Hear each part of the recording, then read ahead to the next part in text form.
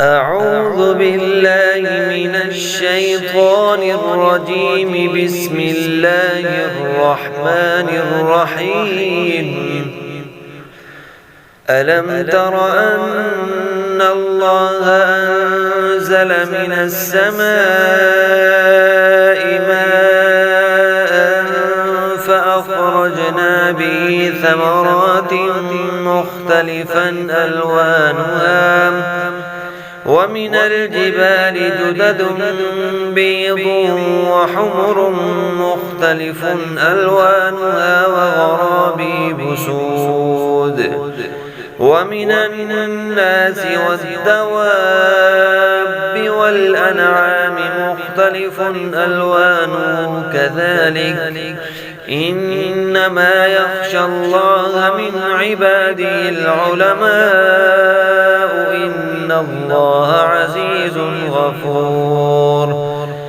إن الذين يتلون كتاب الله وأقاموا الصلاة وأنفقوا مما رزقناهم سرا وعلانية يرجون تجارة لن تبور ليوفيهم أجورهم ويزيدهم من فضله إنه غفور شكور. والذي أوحينا إليك من الكتاب هو الحق مصدقا لما بين يديه إن الله بعباده لخبير بصير. ثم أورثنا الكتاب الذين اصطفينا من عبادنا فمنهم ظالم لنفسه ومنهم مقتصد ومنهم سابق بالخيرات بإذن الله ذلك هو الفضل الكبير. جنات عدن يدخلونها يحلون فيها من أساور من ذهب ولؤلؤا ولباسهم فيها حرير.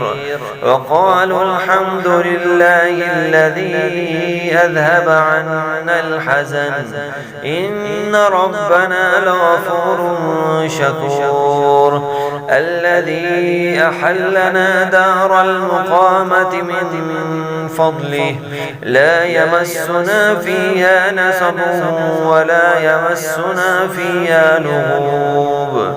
والذين كفروا لهم نار جهنم لا يقضى عليهم فيموتوا ولا يخفف عنهم من عذابها كذلك نجزي كل كفور. وهم يصطرخون فيها ربنا أخرجنا نعمل صالحا غير الذي كنا نعمل أولم نعمركم ما يتذكر فيه من تذكر وجاءكم النذير فذوقوا فما للظالمين من نصير.